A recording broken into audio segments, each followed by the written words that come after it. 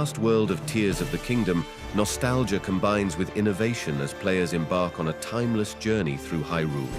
As you travel the amazing landscapes of the game, keen observers will find themselves encountering subtle nods and references to previous Zelda games and lore. From start to finish, Tears of the Kingdom weaves a strong connection to its predecessors, even more than this of Breath of the Wild. In the majority of Easter eggs, though, today we will be focusing only on those of Skyward Sword, an iconic Zelda game loved by fans for its musical excellence and its characters. Let's embark, then, on this quest as we unveil the references in which lies a deeper connection between the two games. So, we'll start out as every Zelda player always does, with the game's story. One of the most intriguing elements in Tears of the Kingdom is the enigmatic Zonai tribe. Shrouded in mystery and ancient secrets, the Zonai find their roots deeply connected with the legendary events of Skyward Sword.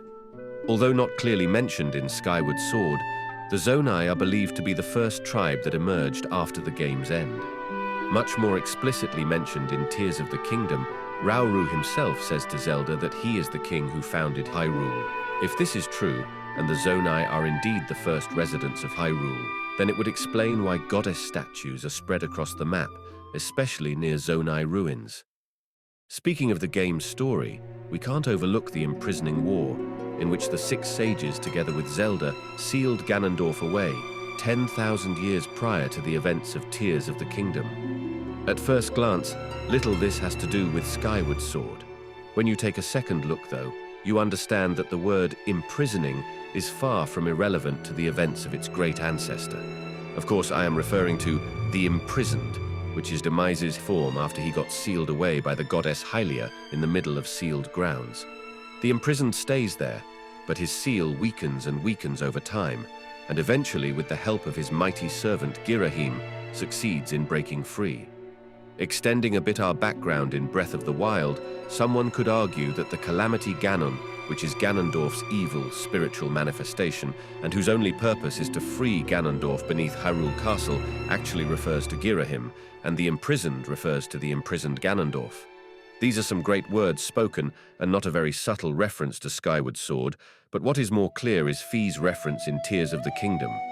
Fi, first introduced in Skyward Sword, has long been a captivating character within the Zelda series. As the spirit residing within the Master Sword, she embodies wisdom and serves as a guide to Link throughout his journey.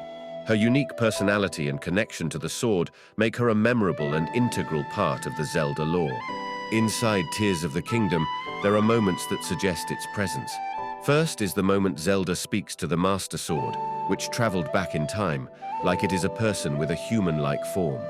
On top of that, there are numerous scenes where the Master Sword glows, and Fi's theme can be heard in the background, especially that at the end of the game.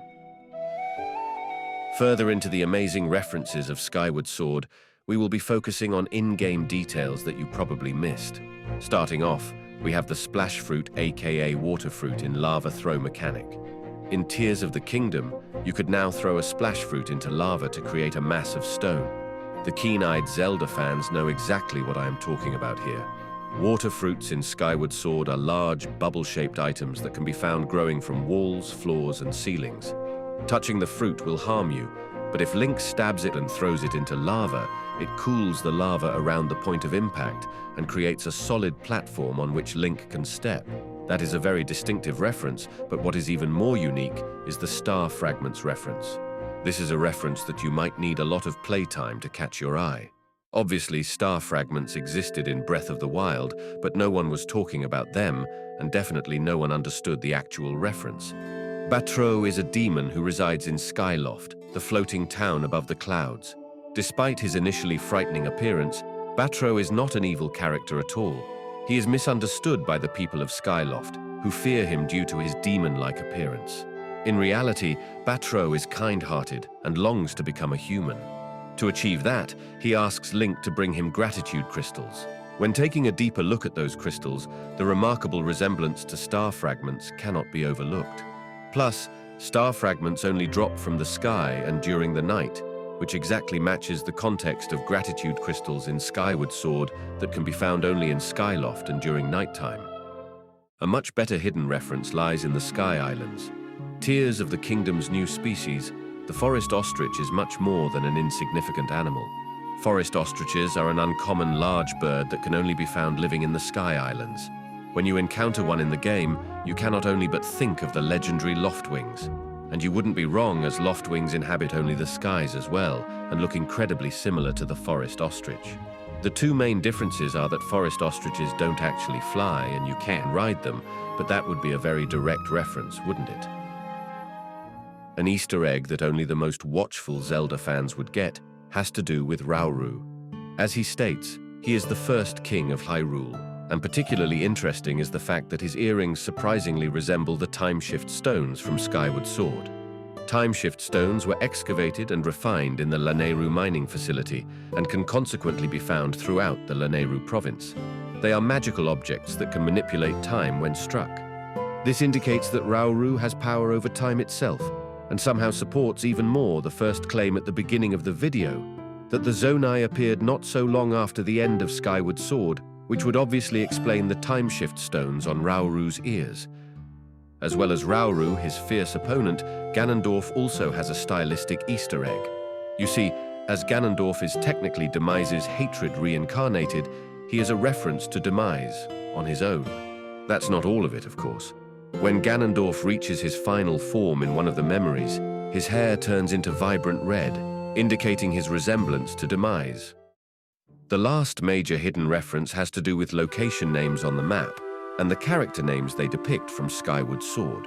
We'll begin east of the Great Plateau, where most references are located, with Aulan, Batro, Horwell, and Aegis all having their names given on a group of bridges and a lake. Moving even further east, south of Kakariko village, you will find a bunch of pillars with the name of Levias, the sky spirit, from Skyward Sword. At the bottom of the map, there is Mount Floria, and south of Mount Floria, a bunch of other locations with the word Floria in them. And that's some hidden references to Skyward Sword in Tears of the Kingdom. Of course, it is not all of them, but that's why there will be more episodes. As we close the chapter on today's exploration, I'm filled with an undeniable excitement and passion that compels me to turn Tales of the Kingdom into an epic series on our channel, where we talk about secrets and Easter eggs in Zelda games. I hope I haven't missed any references, but if I have, let me know in the comments down below.